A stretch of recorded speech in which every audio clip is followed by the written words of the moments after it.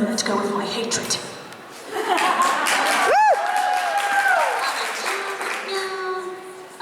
Yes.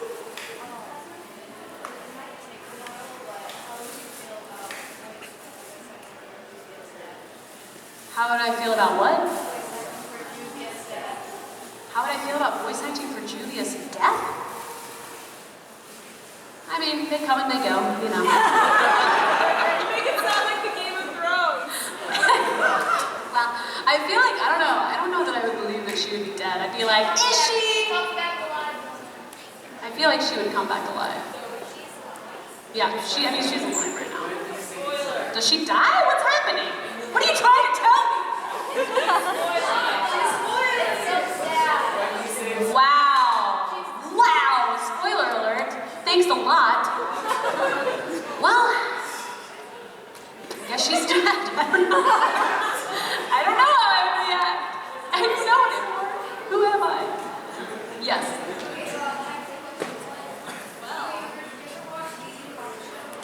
Did I ever watch a Yu Yu Hakusho? I didn't.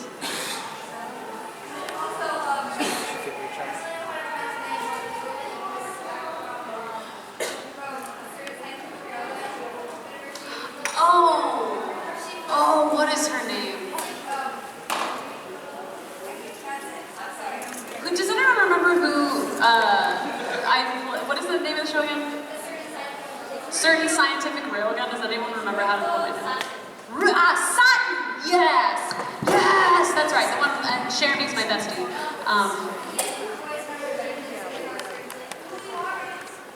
Ooey Haru!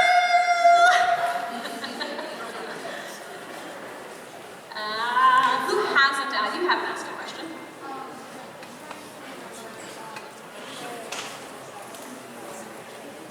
I play Mad Moxie in Borderlands, yes.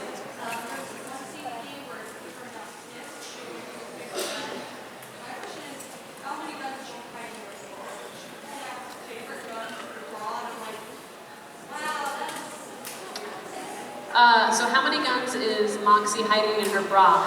Little known fact, Moxie's boobs are actually a black hole into another dimension. So she can really pull anything out of her bra. Guns, people, whatever. Yeah, I'm back.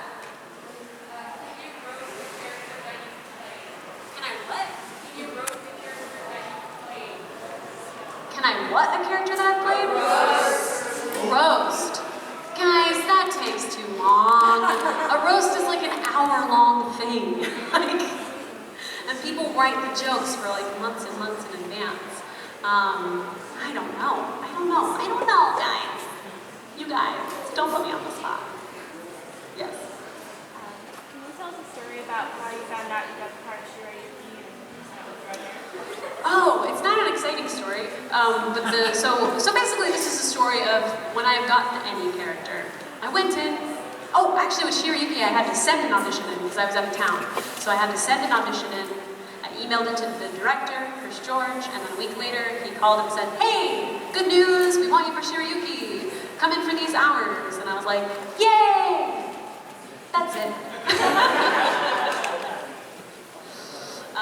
Yes. Undertaker. Have you had an opportunity to try the biscuits I gave you earlier? I haven't yet. I did smell them though, right before I came here. I smelled them. They've gotten rave reviews thus far. I'm anxious to hear what you think about them. If you tweet at me, I'll tweet you back. I'll see what I can do. Yeah. What time is it, by the way? 5:30. 5:30. Okay. Awesome. We have 30 more minutes. Yay. Little one. Yes, only little one over there. What's my favorite movie? Ooh, good question.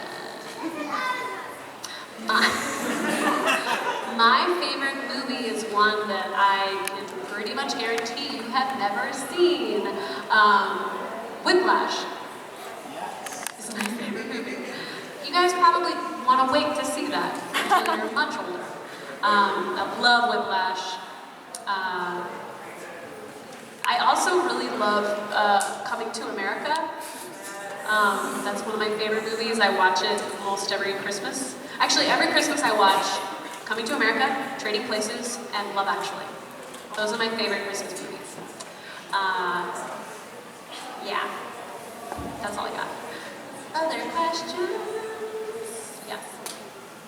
Okay.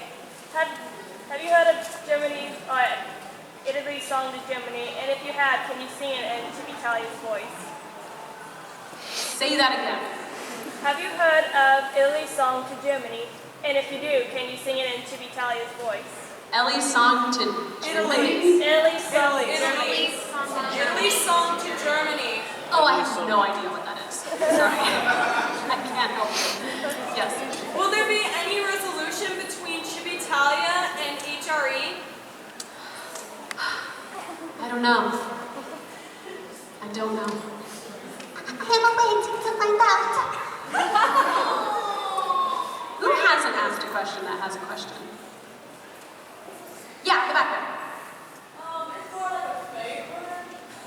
We'll see. Do you know like another CL line? Just a CL line.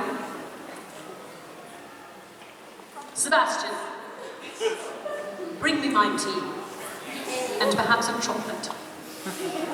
You would thank it too. Other questions? Yeah. So, just because of the concert aspect, have you like collabed with like Johnny Young Bosch or Vic Mignogna or whatever? I don't really know Johnny that well, and Vic and I don't really do the same kind of music. I have collaborated with J. Michael Tatum though. Okay. We did a 30-second song together on Instagram based off of the word, what word was it? Help. It was based off of the word help. He came up with the piano part and then sent it to me, and then I did the singing over it, and then we did like a time-lapse video of the two of us like in a park. Yeah, so you can check it out. All of my 15-second and 30-second songs from this year are under the hashtag songs by Brina, B-R-I-N-A. If you want to just look at that hashtag, or you can just go to my Instagram, or you guys can just follow me on my Instagram and then give me a little one-word suggestion on any of my posts, and I may or may not make a song out of it. Okay. Yes.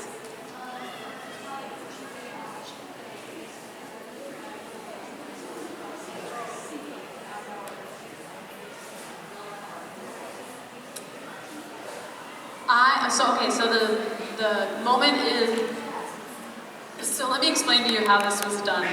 The moment in Italia where Chibitalia is singing and then his voice cracks and then he like hits puberty, it's my voice and then Todd's voice. So I can't do an impression of it. I can't physically do it. Yeah, but it was kind of tough because I think we were in the booth together, not in the booth together, but we were both, like, we had a session that overlapped. And I think we both, like, we kind of like went in and out, like trying to perfect it. I feel like I remember that happening. I feel like I remember both of us being in the room at the same time and kind of being like, okay, can you match this thing? And then like go down. So I had to find the right like top note that he could match and then flip down from, as weird as that sounds. So yeah, it was a technical feat, that one, that I unfortunately cannot recreate without Todd here. Yeah, glasses.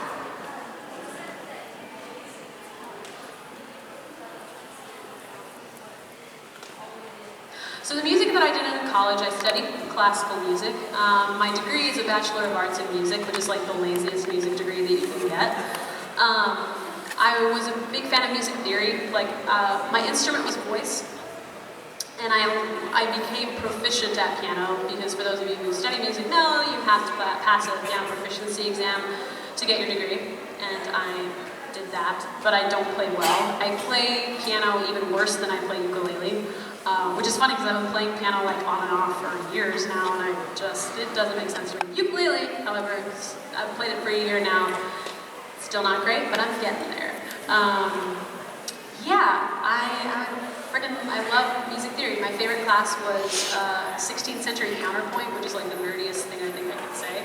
The 16th century counterpoint is the music theory of the 16th century that 16th century contrapuntists or composers would use. I've actually considered, the only tattoo I've ever considered getting would be a Latin phrase, dare spirito vivo alle parole, which means give living spirit to words through tone, which is everything that I do with my voice acting and my singing, and it was also the mantra of 16th century contrapuntists, so it puts together all of the nerdy things that I like. Yeah, in the back there. What was your favorite scene in Summer Wars and In Summer Wars and what? In Future Diary. Okay. Favorite scene in Summer Wars is definitely the pinky scene. Whenever like they just hold each other's pinkies, my like neck and like my shirt collar was wet from tears. Recording that scene. It was so intense and so real. My grandmother had actually passed away a few years before we recorded that, so I had dedicated my performance to her, so it was a very like cathartic role for me. And then my favorite moment in Future Diary. Ooh, that's a good question. I love there's two reveals that I love, so these are spoilers. If you haven't seen it, Future Diary. I love the reveal of what her backstory is, when you find out what her parents did to her to make her the way she is. And I also love the reveal, huge spoiler, like massive spoiler. I love the reveal that she already wanted to kill him. Like, I knew about that beforehand, because it's something like as the actor you kind of need to know what headspace you're in. But it was very exciting when Josh Greenlee found out. Yeah, it's really, I love that reveal. Yes. A favorite line is, you know, I don't have a favorite line, but the one line that's stuck in my head, because I think it's so messed up, is, time for peepees!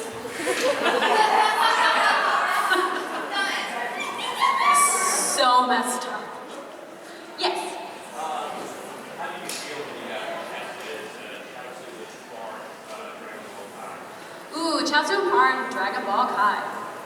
Here's the funny thing. So the Dragon Ball universe is very near and dear to my heart because I was a huge Dragon Ball Z fan growing up.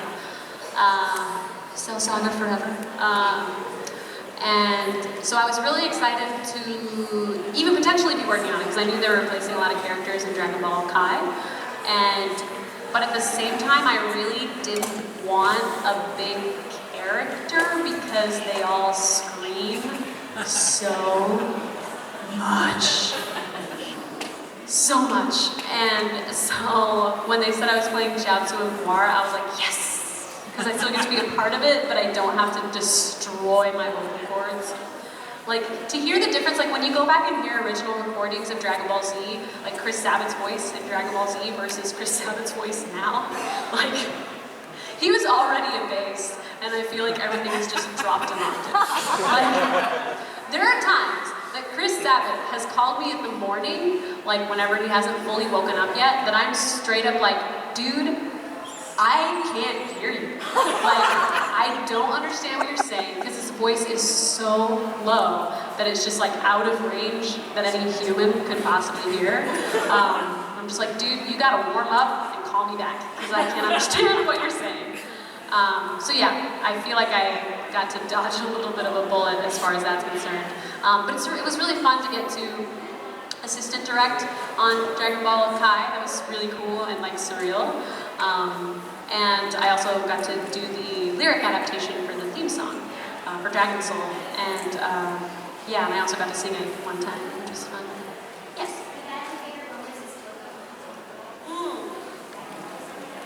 I think my favorite moment working on Tokyo Ghoul was actually whenever I was doing the research for it. Toka is one of those characters that is a lot like me. And I was watching the show, because, so I was having to record remotely, and so Mike McFarland, the director, asked me to watch some of it so that I could, like, get a good feel of it, so that we could kind of work together as far as, like, finishing the character out. And so I was watching the show, and my husband knew I was playing a character in it, but he didn't know which one. And so he was, like, getting ready or something, and I was watching it, and he, like, comes and he stops, just, like, stands in front of the TV, and he was like, "You the purple hair?" And I was like, "Yeah." He was like, That makes sense. Yes. Weird experiences with fans. Man, I've actually been pretty lucky. I feel like there's something about the fandom when it's like fangirls being obsessed with the dude that's a lot scarier than fans being into what a girl does. I think because there's a culture of like thinking that you can get away with a lot more stuff, because the stuff that fangirls have done to Michael Tatum, if anyone did them to me, they will have gotten arrested. Like, which is like, just keep that in mind. Like, these are real people, like Todd and Tatum and Vic, like these are all real people. They're not your playthings. Like, they're not there just solely for your entertainment. They're there partially for your entertainment, but to a certain degree. So just try to keep that in mind, you guys. Just keep it, just be a person. You know what I mean? You know what I mean? Just be a person. Yeah, so I've actually been super lucky. I haven't done any super crazy things. I've been asked to sign weird things. Oh, I had someone in an autograph line ask if I would bite their elbow. But I think it's because she straight up was like, because she asked me that question, she was like, what's the weirdest thing a fan has ever done to you or asked you to do? And I was like, I don't know. I had a Mad Moxie cosplayer ask me to sign her underwear, not when they were on. And I've had people ask me to sign boobs. But she was like, okay, well, will you bite my elbow? And I was like, no. And she was like, yeah, she was like, there you go. Weird thing fans done. Like, she was like giving me the gift. With the arm brace. Me? Yes. What was in Fairy Tale when you were Juvia? What was one of your favorite parts of being her? Favorite part of being Juvia was definitely like any of the battle scenes. Anytime that she gets to be a total badass, I love that stuff. I actually really love one of her craziest moments. Who was she fighting? I can't remember, but it's like she's like in the rain. It's like that. This picture is like everywhere, and it's where she like looks super zombified, and she's just like, "You'll never hurt my gray" or whatever. Like, I can't remember what arc that was from. Tenro Island, I think. What was it? Tenro Island. Tenro Island. I think she was fighting. What was her name? Can I just say it again? Tenro Island. Tenro Island. I think it was that. Is that little girl where she's like, yeah, she's like connected Bryn's to all. character. Yes, it's Bryn's character. Yes, that's right. So yeah, that moment I thought was extra funny and badass. You haven't asked me. Have I met you before? You look super familiar. I'm not sure. I don't think so. Okay. But since you are interested in so many things and clearly passionate about so many things, how do you sort of go through a day and like, if you devote so much time to one thing, do you like feel bad about missing out on another? Like if you do a whole lot of like vocal stuff one day and don't sing, how do you sort of manage all your time for that within a day or a week so that you feel like complete? That's a good question. I do a lot of different things. When you're a professional in the entertainment industry, one of the things you really have to learn is time management. And you kind of have to decide what your priorities are. Like, what's the most important thing for me to get done right now? Like, I have these voice sessions, so I have to do this, but I can't sing after those voice sessions or else I'll tire my voice out. So you kind of have to be really forgiving of yourself and remember that rest is also a priority, or else you can't continue to do the things you love to do. I think that takes a lot of people a long time to realize, because I remember when I first started, I would just say yes to everything, and I'd be like, yeah, I'll work a 12-hour day, 5 days in a row, no big deal. And like, I can tell now, like when it wears on me. So I have to be really careful to preserve my voice and to make sure that I'm not expelling too much energy. Yes? Do you have any other music genres that you like besides what you normally sing? Any other music jobs? Any different types of music that you like besides, Genres, like besides music what you genres? sing? Yeah, I listen listen to all kinds of different genres. I listen to a lot of classical, I listen to a lot of jazz and blues, which is exciting being in St. Louis. I listen to a lot of oldies. I love the Beatles.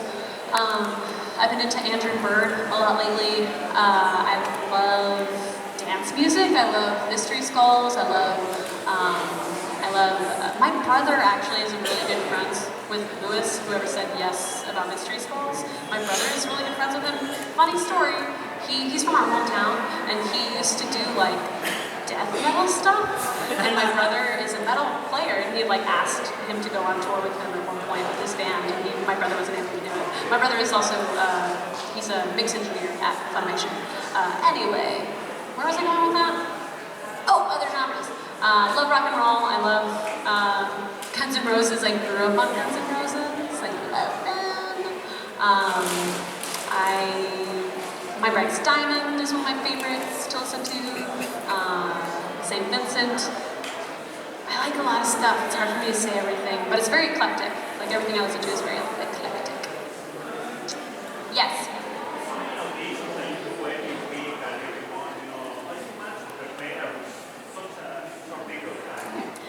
That's a good question. So typically when you get auditions in,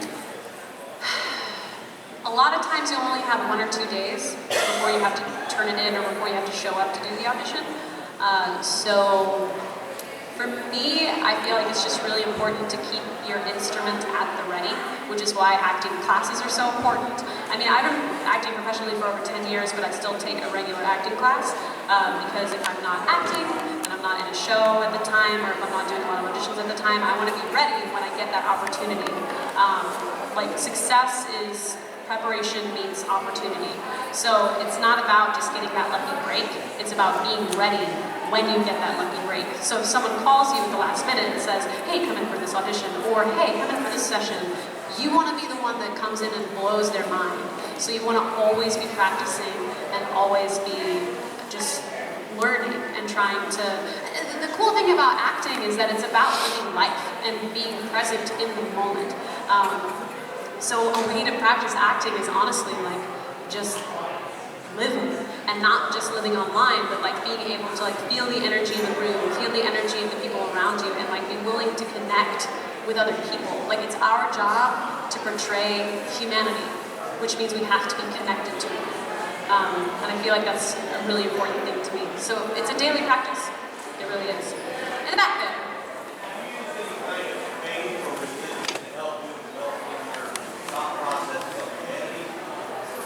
Say that again.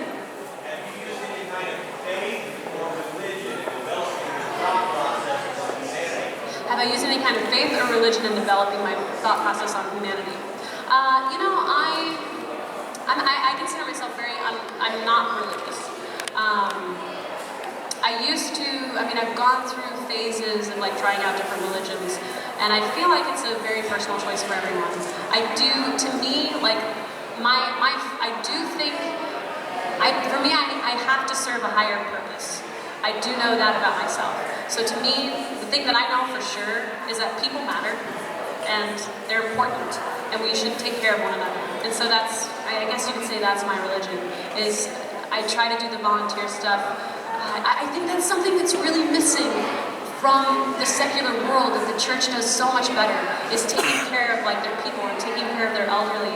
And I would love to see as a community, I mean, you guys have a community right here that you could be going out and like helping out people's grandparents and like bringing them food, or like just rallying to like take care of one another. If like one of your friends is sick, or like one of the cosplayers in your troupe is sick or something, like going and taking them soup, or like going and helping them with their medication or something, like whatever you can do to help one another. Like it shouldn't, like communities aren't just about having fun with each other, it's also about taking care of one another. And I really hope that eventually the secular world can take that from the churches. Not take it from the churches, but like learn that from the churches. Because religion has its own problems, but there is definitely stuff that you can learn from religion that can help, that you can carry over into secular life. I got 5 minutes. Let's speed round this stuff. Blue hair. I'm so sorry, I can't hear you. what gives me the confidence to go up on stage? Whew.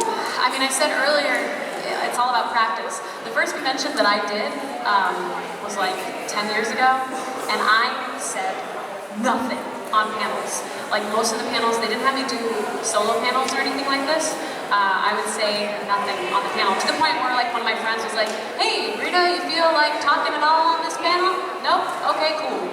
Because in my mind, I felt like no one wanted to hear anything I had to say, and so I just didn't say anything. And so I guess it just took many, many years of confidence and working on myself and really accepting the fact that I have value. It's a hard thing to do. But I mean, it took me a long time. If you would have put me on a panel like this, even 7 years ago, it would have been so awkward. Not that this isn't awkward. It would have been way more awkward and I would not be talking as much as I currently am. Good question. Yeah, you have an answer. What do I think of the 2 keys? Oh, I don't know. I don't know. I don't have that much room to know. It's cool.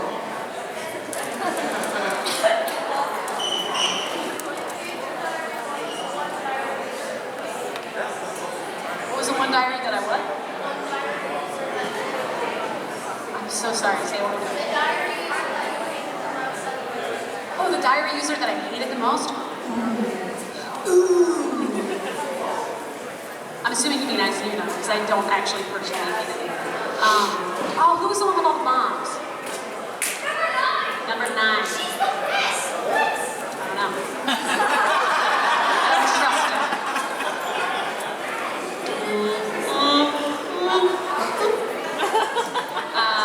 Who has not asked a question? You have not. Do I have a favorite American cartoon? I have so many. Oh my gosh, I love Angry Beavers, I love Hey Arnold, I love Courage the Cowardly Dog, I love Vader Zim. I love, oh gosh, I used to watch cartoons all the time. There was a time in my life, I think it wasn't until I was like 25 that I actually was willing to watch something that wasn't animated. Gosh, what else? I love Adventure Time.